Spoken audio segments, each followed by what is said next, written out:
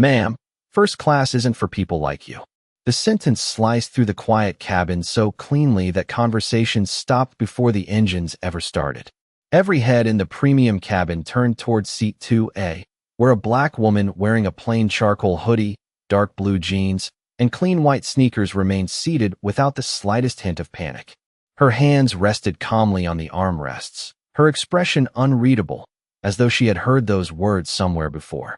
Flight attendant Nicole Bennett stood in the aisle with her arms folded, blocking the path with practiced confidence. Her smile had disappeared, replaced by the certainty of someone convinced she was protecting an exclusive space from the wrong person. Your boarding pass must have been scanned incorrectly, she continued, loud enough for nearby passengers to hear. Please gather your things and move to economy before we delay this flight. The businessman across the aisle glanced over the top of his financial newspaper, studying the woman in silence before returning to his coffee. A well-dressed couple exchanged amused looks without saying a word. Somewhere near row 3, someone quietly unlocked a phone and pointed the camera toward the growing confrontation. The woman in seat 2A slowly lifted her eyes to Nicole. My ticket says this seat, she answered in an even voice. There was no anger, no embarrassment, just quiet certainty. Nicole let out a short laugh that sounded rehearsed. People make mistakes all the time. Sometimes they print fake boarding passes. Sometimes they wander into the wrong cabin hoping nobody notices. Several passengers shifted uncomfortably. The words hung in the air longer than they should have. A young flight attendant standing near the galley lowered her gaze, clearly uneasy, but remained silent. Outside the aircraft windows, the late afternoon sun reflected across the polished fuselage, while baggage carts rolled beneath the wing. Everything looked perfectly ordinary, yet inside the cabin the atmosphere tightened by the second. The woman reached into the pocket of her hoodie and calmly unfolded the boarding pass again. Would you like to read the name? She asked. Nicole barely glanced at it before pushing the paper back toward her. I've seen enough. The businessman finally spoke. If the crew says there's an issue, maybe you should cooperate. Another passenger nodded in agreement. No point making a scene. The woman simply looked out the window for a brief moment before returning her attention to the aisle. She neither argued nor defended herself. That composure irritated Nicole more than any raised voice could have. Security can escort you off if necessary, Nicole warned. I'd rather not do that in front of everyone. A faint murmur traveled through the cabin. The phone recording from row 3 never stopped. The younger flight attendant took one hesitant step forward before freezing again as Nicole shot her a warning glance. Somewhere behind the cockpit door, boarding continued as if nothing unusual were happening. But inside first class, time seemed to slow. The woman folded her boarding pass neatly, placed it back into her pocket, and crossed one leg over the other. Then I suggest, she said softly, meeting Nicole's eyes without blinking, you make absolutely certain you know who you're asking to leave before this airplane closes its doors. Nicole answered with a dismissive smile, completely unaware that every confident word she spoke was carrying her and the entire airline closer to a decision that would bring operations across the company to a standstill before the next 14 minutes had passed. The silence that settled over the first-class cabin did not feel accidental. It felt like the uneasy pause before a thunderstorm, when everyone sensed something changing, but nobody knew exactly what. The woman in seat 2A remained perfectly still, her shoulders relaxed, her breathing steady, while Nicole Bennett stood in the aisle expecting resistance that never came. Calm, unsettled people who expected conflict. It always had. The passenger's name was Naomi Brooks, 44 years old, raised in Baltimore by a school principal and a city engineer who had taught her that dignity was something no one could hand you and no one could take away without your permission. She had spent more than 2 decades building companies, acquiring struggling businesses, and transforming them into industry leaders. 3 years earlier, her investment group had quietly become Horizon Sky Airline's largest shareholder, and within 18 months, she had accepted the role of chief executive officer after leading one of the most successful corporate turnarounds in the company's history. Yet none of that was visible today. That was intentional. There was no designer luggage resting beside her seat, no expensive watch catching the cabin lights, no assistant carrying documents behind her. Even the small black backpack beneath the seat looked ordinary enough to belong to any traveler flying home after a long business trip. Naomi preferred it that way because appearances often revealed more about other people than they did about her. During the previous 6 months, anonymous customer complaints had reached her office from airports across the country. Some described passengers being judged by the clothes they wore. Others claimed employees decided who deserved premium treatment before scanning a boarding pass. Every investigation had ended with the same conclusion: insufficient evidence. Misunderstanding. Policy followed correctly. Naomi had stopped believing those reports weeks ago.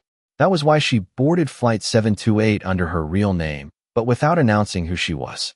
She wanted honesty instead of rehearsed hospitality. Unfortunately, honesty had arrived much sooner than expected. Nicole tapped her tablet impatiently before looking back at Naomi.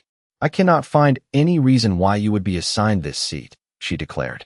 "Our premium guests usually check in differently." Naomi looked at the tablet for only a second before answering. Sometimes systems are accurate even when assumptions are not. Nicole ignored the comment and waved toward the front of the aircraft. "Captain David Collins needs to hear about this before departure." The words immediately caught the attention of several nearby passengers. A woman seated across the aisle quietly whispered to her husband. "She has not even raised her voice." He shrugged, still convinced the crew must know something the passengers did not. Near the galley, the younger flight attendant, Emily Carter, hesitated again. She distinctly remembered watching Naomi's boarding pass scan green at the gate less than 10 minutes earlier. She remembered the seat number. She remembered the confirmation tone. Yet every instinct told her not to interrupt a senior crew member in front of passengers. She lowered her eyes again, torn between policy and conscience. Naomi noticed the hesitation, but said nothing. Experience had taught her that courage often arrived one quiet moment at a time. Outside, the jet bridge remained connected as the final passengers continued boarding, completely unaware that inside the aircraft a routine flight had already become something very different. Without reaching for her phone or revealing a single detail about herself, Naomi simply watched each decision unfold, allowing every assumption to expose itself naturally. Because the most revealing test was never whether people recognized power. It was how they treated someone they believed had none. Captain David Collins stepped through the cockpit door with the measured confidence of someone accustomed to solving problems before passengers even realized they existed. Tall, neatly pressed, and carrying himself with quiet authority, he scanned the first-class cabin before his eyes settled on Naomi Brooks. Nicole Bennett immediately walked toward him, lowering her voice just enough to appear professional while remaining loud enough for nearby passengers to overhear. "Captain, we have a passenger refusing to leave a premium seat after multiple requests. I believe there may be an issue with her reservation." David nodded once before approaching Naomi. "Good afternoon, ma'am. I understand there has been some confusion." Naomi met his eyes calmly. "There is confusion," she replied. "Whether it belongs to me remains to be seen." The captain extended his hand politely. "May I see your boarding pass?" Naomi handed it over without hesitation. He examined the document for several seconds before passing it back. Instead of scanning it through the airline tablet, he simply looked toward Nicole. "You are certain there is a problem?" Nicole answered. "Immediately. Absolutely. Guests assigned to first class do not usually arrive looking like this, and I could not verify what I expected to see." Those words lingered in the air longer than either of them realized. Across the aisle, the businessman finally folded his newspaper. "Captain, if she is delaying departure, perhaps it would be easier if she simply accepted another seat." A white couple sitting behind him quietly agreed, convinced the crew was protecting order rather than creating conflict. Naomi listened without interrupting. She had negotiated billion-dollar acquisitions where voices were louder than this and stakes infinitely higher. Compared with those boardrooms, this cabin felt almost peaceful. That serenity only seemed to frustrate Nicole further. She folded her arms again. "People try to beat the system every day. We cannot just allow anyone to walk into first class because they printed an expensive-looking boarding pass." Emily Carter felt her stomach tighten. She knew exactly what she had witnessed at the gate. The boarding pass had scanned correctly. The passenger manifest had confirmed seat 2A. Yet every passing second made speaking up more difficult. Nearby, another passenger quietly unlocked his phone and began recording from a different angle, careful not to attract attention. A retired Air Force colonel named Robert Hayes, seated in row 3, leaned slightly into the aisle. "Captain," he said evenly. "The lady has remained respectful this entire time. Perhaps verifying the reservation electronically would settle this faster than assumptions." David hesitated for the first time. Before he could respond, Nicole answered instead. "We have already spent enough time on this." Then she looked directly at Naomi. "If you continue refusing instructions, airport security will meet this aircraft before departure." A ripple of whispers spread through the cabin. Several passengers who had originally sided with the crew now exchanged uncertain glances. Nothing about the woman in seat 2A resembled someone trying to deceive anyone. She was composed, patient, almost impossibly calm. Naomi slowly crossed her hands again. "You are free to call anyone you believe is necessary," she said. "Just remember that every person you invite into this conversation also becomes a witness to it." Nicole smiled as though she had just won an argument. David reached for the cabin phone to notify the gate supervisor, believing he was preventing a delay. Neither of them noticed Emily quietly looking down at the digital crew tablet one final time. The passenger list still displayed seat 2A exactly where she remembered seeing it earlier, and next to the name Naomi Brooks was a discreet executive designation that should never have been overlooked. Emily's heartbeat quickened. She realized this was no longer about a boarding pass. It had become a test of character, and with every confident decision the crew believed was protecting the airline, they were moving one step closer to exposing something far more damaging than a simple mistake. Emily Carter stared at the crew tablet as though the screen had suddenly become impossible to read. The passenger manifest had not changed. Seat 2A still displayed the same name she had verified only minutes earlier at the boarding gate. There, beside Naomi Brooks, was a discreet executive designation that ordinary employees rarely encountered. Emily swallowed hard. She knew what the symbol meant, but she also knew challenging a senior flight attendant in front of passengers could end her career before it had truly begun. She looked toward Naomi again. The woman remained composed, her posture unchanged, as if patience itself had become part of the seat. Captain David Collins noticed Emily lingering near the galley. "Emily, is there something you need?" he asked. She hesitated only briefly before taking a careful step forward. "Captain, I remember scanning her boarding pass myself," she said. "It cleared immediately, and I remember seat 2A. Nicole turned so quickly that several passengers instinctively looked away. "You are still in training," she replied sharply. "You probably scanned another passenger." Emily shook her head gently. "I do not think I did." The cabin became unusually quiet. Robert Hayes, the retired Air Force colonel seated in row 3, leaned forward with calm authority. "Young lady," he said, "are you certain about what you saw?" Emily nodded. "Yes, sir. I checked the boarding pass twice because the scanner hesitated for a second before confirming it. I remember thinking how unusual that was." A gray-haired grandmother named Eleanor Brooks, seated across the aisle while traveling to visit her grandchildren in Phoenix, folded the novel resting on her lap. "Then perhaps everyone should slow down," she said softly. "No one has shown me a single reason this woman should be treated differently." The businessman who had defended the crew earlier lowered his eyes. He no longer looked certain. Another passenger quietly stopped pretending to scroll through email and continued recording with the phone resting near a briefcase. The atmosphere inside the cabin shifted almost imperceptibly. The conversation was no longer centered on a seat assignment. It had become a question of fairness. Nicole sensed that change immediately. "Passengers do not have access to the information we do," she insisted. "We are trained to recognize situations that require intervention." Naomi finally spoke again, her voice no louder than before. "Training is valuable," she said. "Assumptions are expensive." No one answered. Even the gentle hum of the air conditioning seemed louder than the silence that followed. Captain Collins looked toward Emily once more. "Show me the manifest." Emily handed him the crew tablet. He studied the screen for several seconds. His expression remained controlled, but something behind his eyes shifted ever so slightly. Before he could ask another question, Nicole reached toward the tablet. "Captain, there must be a system error. We should continue with standard procedure before departure falls behind schedule." David returned the tablet without responding immediately. He found himself caught between two competing instincts. One trusted the experience of a senior crew member. The other recognized that every objective fact presented so far supported the quiet passenger sitting exactly where her boarding pass placed her. Eleanor looked directly at Naomi and offered a small, reassuring smile. Robert Hayes nodded respectfully without saying another word. Emily remained standing, uncertain of what would happen next, but no longer willing to ignore what she knew was true. Naomi acknowledged each of them with nothing more than a calm glance. She had witnessed moments like this throughout her life. Change rarely arrived because the loudest person won an argument. More often it began when one ordinary voice decided that staying silent had become more difficult than speaking the truth. Captain David Collins looked from the crew tablet to Naomi Brooks and back again, as though the answer might appear if he stared long enough.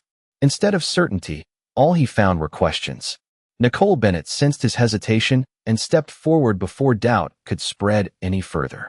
"Captain, we cannot delay boarding over one passenger who refuses to cooperate," she insisted. "Policy exists for a reason." Her confidence filled the cabin once again, pushing uncertainty into the corners. David slowly handed the tablet back to Emily Carter without commenting on what he had seen. That brief silence was all Nicole needed. She reached toward Naomi and extended her hand. "Ma'am, I need your boarding pass again." Naomi calmly removed it from her pocket and placed it in Nicole's hand without resistance. Several passengers watched closely, expecting the document to settle the matter once and for all. Instead, Nicole glanced at it for barely a second before folding it sharply in half. "This document is no longer sufficient for verification," she declared. "You will need to leave the aircraft while we resolve the issue." A quiet gasp moved through the first-class cabin. Robert Hayes slowly shook his head. Eleanor Brooks lowered her eyes in disbelief. Emily took one anxious step forward. "Nicole, there is no reason to do that," she said carefully. Nicole answered without looking at her. "Return to your assigned duties." At that moment, a gate supervisor appeared at the aircraft door after receiving the captain's call. Michael Turner entered with an electronic tablet in his hand and surveyed the cabin. "What seems to be the issue?" he asked. Nicole answered before anyone else could speak. "Passenger refusing crew instructions and occupying a premium seat that cannot be verified." Michael nodded automatically, already preparing himself to support the flight crew. Naomi remained seated. "Has anyone actually attempted to verify my reservation through the executive operations system?" she asked. Michael frowned slightly. "We are following the normal process." Naomi gave a small, almost imperceptible nod. "That is exactly what concerns me." Her words stirred something deep inside her memory. For a brief moment, the cabin disappeared. She was 24 again, standing alone inside another airport after a delayed evening flight. She still remembered wearing her first tailored business suit after closing the biggest investment deal of her young career. An airline employee had looked at her ticket, looked at her face, and quietly suggested that she should double-check whether she belonged in the premium boarding lane. She had stepped aside without arguing because she believed the misunderstanding would be corrected in seconds. Instead, she spent nearly an hour proving she belonged where her ticket had placed her all along. She never forgot how invisible success could become when someone chose to see only appearances. The memory faded as quickly as it arrived, replaced once again by the quiet cabin around her. Nothing had changed except the years. Emily looked from Naomi to Michael. "Sir, I scanned her boarding pass myself." Everything matched. Michael hesitated but glanced toward Nicole, whose expression remained unwavering. "The senior crew is responsible for the final decision," he answered. Robert finally spoke again. "Young man, responsibility and correctness are not always the same thing." Several passengers quietly nodded. Even those who had defended the crew earlier now seemed uncomfortable with the direction the situation had taken. Naomi folded her hands calmly in her lap. She did not raise her voice. She did not argue. She simply allowed every decision to reveal itself, because experience had taught her that people often expose their deepest assumptions long before anyone needed to expose them for them. Michael Turner looked around the first-class cabin and realized the atmosphere had changed. This was no longer a routine disagreement between a passenger and the crew. Every conversation had stopped. Every pair of eyes followed each word. Even the passengers who had supported Nicole Bennett only minutes earlier now seemed reluctant to speak.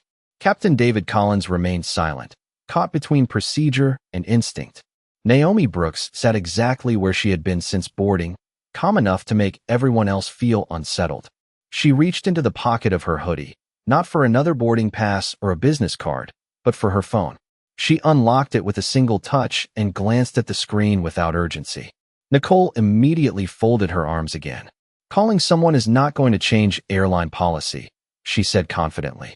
Naomi looked up with the same composed expression. "You are correct," she replied. "Policy should never change because of one person. It should only be applied correctly." Without another word, she selected a single contact. The call connected almost instantly. "Rachel," Naomi said in an even tone. "Activate Protocol 7. There was a brief pause before a professional voice answered. "Confirmed. Protocol 7 is now active. Estimated response time is under 5 minutes." Naomi ended the call without another explanation and placed the phone back into her pocket. Nicole smiled as though she had just witnessed an empty bluff. "Is that supposed to impress us?" she asked. Naomi simply answered, "No. It is supposed to inform the people who need accurate information." Emily Carter exchanged a confused glance with Captain Collins. The phrase Protocol 7 meant nothing to her, yet the confidence in Rachel's voice had sounded unlike any ordinary assistant. Michael looked at Naomi with growing uncertainty. "Who exactly did you just call?" Naomi met his eyes. "Someone whose job is to respond when company standards fail." Before anyone could ask another question, Michael's tablet vibrated. He glanced at the notification and frowned. Another alert appeared immediately afterward, followed by a third. The messages were marked with executive priority, a classification he had seen only during company-wide emergencies. Across the aisle, Captain Collins' cockpit communication device chimed almost simultaneously. He excused himself for a brief moment and answered quietly near the forward galley. As he listened, the color slowly drained from his face. His posture became noticeably straighter. His responses became shorter. "Understood," he finally said. "Yes, I understand completely." He ended the call, but did not immediately return to the discussion. Instead, he looked toward Naomi with an expression that no longer carried certainty. Nicole noticed the change. "Captain, what is happening?" she asked. David hesitated. "Operations Control has instructed that this aircraft is not to depart until further notice." A wave of whispers spread through the cabin. Michael's tablet vibrated again. This time the notification displayed a mandatory executive conference request involving corporate operations, human resources, legal affairs, and flight standards. He stared at the screen, unable to understand why so many departments had suddenly become involved in what he believed was a simple seating dispute. Robert Hayes quietly leaned back in his seat and folded his hands, watching events unfold without saying a word. Eleanor Brooks offered Naomi another gentle smile, sensing that the truth was finally beginning to surface. Emily felt relief mixed with disbelief. For the first time since the confrontation began, she realized that speaking honestly had not been a mistake. Nicole looked around the cabin, searching for someone who would reassure her that she still controlled the situation. Instead, she found only silence. Naomi remained seated with the same quiet composure she had shown from the beginning, because she understood something no one else on that airplane had yet realized. The moment she made that single phone call, the conversation had quietly moved beyond the cabin and into the highest levels of the company, where assumptions carried consequences and every decision left a permanent record. Captain David Collins slowly lowered the cockpit communication device, but his hand remained frozen around it for another second. He had spent 23 years in commercial aviation and never once had. Corporate operations interrupted a departing flight with an executive priority order. The message had been unmistakably clear. No passenger was to leave the aircraft. No crew member was to take further action until senior leadership joined a secure conference line. The first-class cabin waited in complete silence as he walked back into the aisle. Nicole Bennett searched his face for reassurance, but found none. "Captain," she asked quietly, "what did they say?"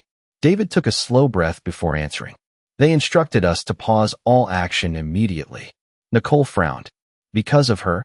David did not respond. Michael Turner's tablet vibrated once more. This notification was different. Instead of a written message, it displayed a secure executive video conference request requiring immediate acceptance. His hands felt noticeably heavier as he pressed the screen. Within seconds, the familiar face of Chief Operating Officer Daniel Mercer appeared. The executive looked unusually serious. "Michael," he said without greeting, "keep your camera facing the cabin." Michael obeyed. Daniel's eyes scanned the first-class section before stopping on Naomi Brooks. His expression changed instantly. He straightened in his chair. "Good afternoon, Ms. Brooks." Every sound inside the aircraft disappeared. Nicole blinked, convinced she had misunderstood what she had heard. Michael looked from the screen to Naomi and back again. Daniel continued speaking. "On behalf of the executive leadership team, I sincerely apologize for the delay. We are joining the call now." Another window appeared beside his. Then another. The General Counsel, the Vice President of Human Resources, the Senior Director of Flight Standards. One by one, senior executives joined the conference without saying a word until every screen displayed the same respectful attention toward the woman sitting quietly in seat 2A. Naomi finally stood for the first time since boarding. She did not rush.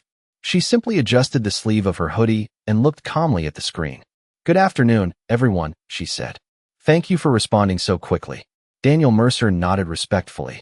Protocol 7 was activated at exactly 3:14 this afternoon. We suspended all related operational decisions pending your direction. Several passengers exchanged stunned glances. Robert Hayes slowly removed his glasses, almost smiling to himself. Eleanor Brooks quietly closed her novel again, already understanding what the rest of the cabin had yet to realize. Emily Carter felt her heart pounding. Nicole remained perfectly still. Naomi looked around the cabin before speaking again. "Captain Collins, Ms. Bennett, Mr. Turner, and every passenger here deserves complete transparency." She paused just long enough for every eye to remain fixed on her. "My name is Naomi Brooks. I serve as the Chief Executive Officer of Horizon Sky Airlines." The words landed with astonishing simplicity. No dramatic gesture followed. No raised voice.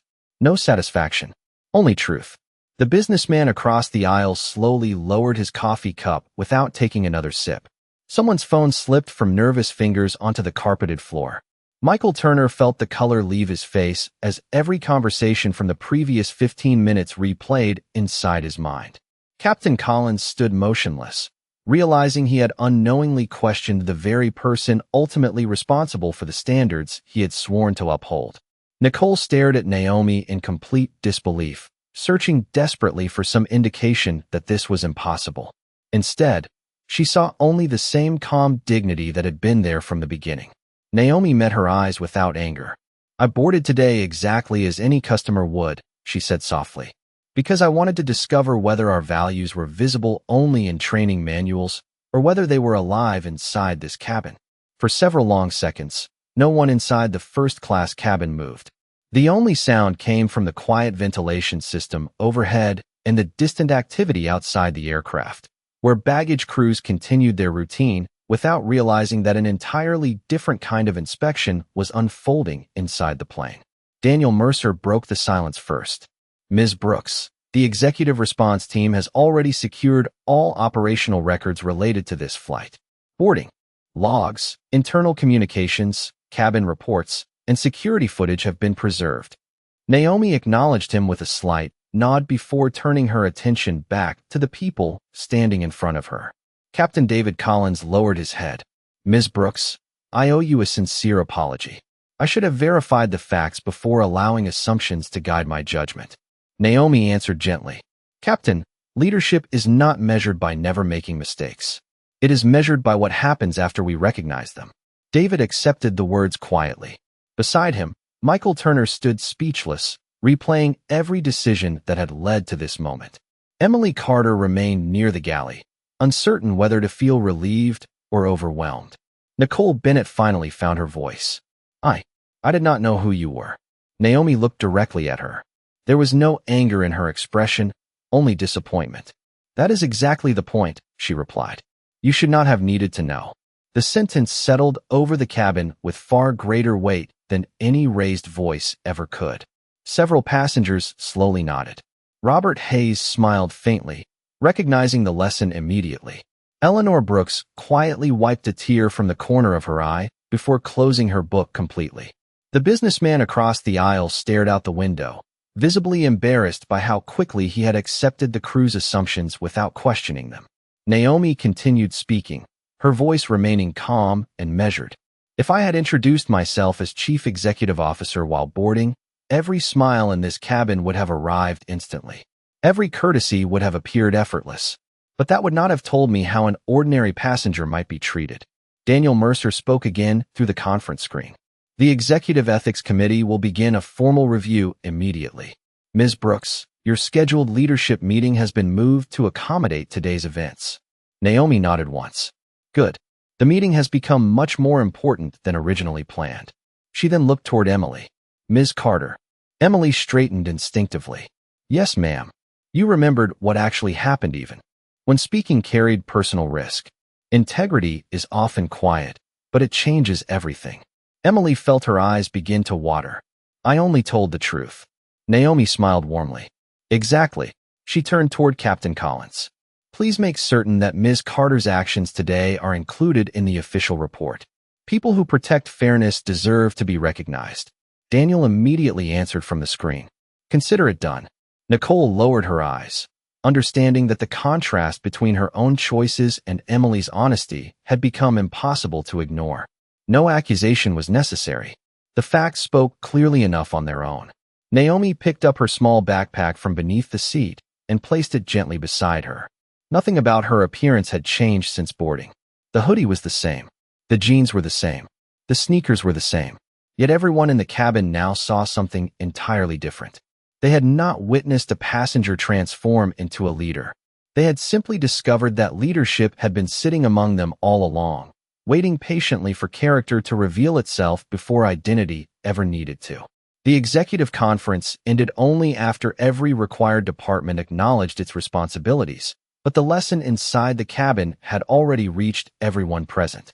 Naomi Brooks looked once more across the first-class cabin before taking her seat again. Captain Collins, she said, we will depart as scheduled once the required documentation has been completed. The passengers should not carry the cost of our mistakes. David nodded immediately. Yes, Ms. Brooks. His voice was quieter now, not from fear, but from understanding. Michael Turner stepped aside and began coordinating with corporate operations while Daniel Mercer assured the crew that follow-up procedures would begin the moment the aircraft reached its destination. Emily Carter returned to her position near the galley, still absorbing everything that had happened. She had boarded that morning expecting an ordinary workday. Instead, she had learned that integrity could change the direction of an entire company. Robert Hayes smiled as Naomi passed his row. Thank you, he said sincerely. Naomi paused. For what? Robert answered without hesitation.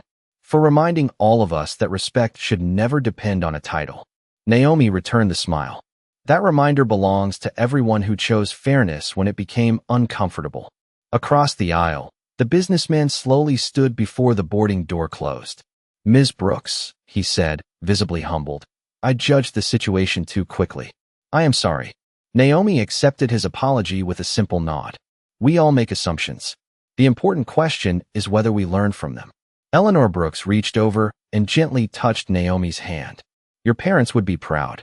Naomi smiled softly at those words because they carried more meaning than anyone else could have known. She remembered her mother's favorite advice from childhood. Character is revealed when nobody believes you have anything to offer. Those words had guided every decision she made as a leader. A few minutes later, Captain Collins welcomed everyone aboard once again. His announcement sounded different from the one he had prepared before boarding. Ladies and gentlemen, thank you for your patience today. We appreciate every passenger on this flight, and we are committed to treating every person with professionalism, dignity, and respect. The aircraft finally pushed back from the gate exactly 14 minutes later than originally scheduled. As the airplane climbed above the clouds, Naomi looked through the window at the fading skyline below. She was not thinking about embarrassment or authority. She was thinking about the thousands of travelers who would board Horizon Sky Airlines after today, people whose names would never appear in executive meetings and whose stories would never make headlines. If this experience changed the way even one employee greeted the next passenger, then the delay had been worthwhile. Months later, Horizon Sky Airlines introduced expanded training focused on unconscious bias, respectful communication, and evidence-based decision-making. Employees were encouraged to verify facts before forming conclusions, and staff members who demonstrated fairness under pressure received company-wide recognition.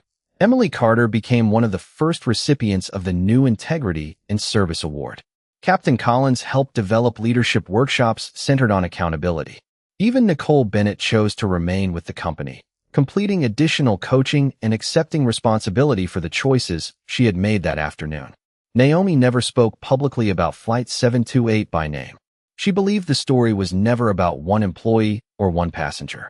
It was about a simple truth powerful enough to transform an entire organization. Titles can command attention, wealth can open doors, and authority can change policies, but genuine respect should never require any of them.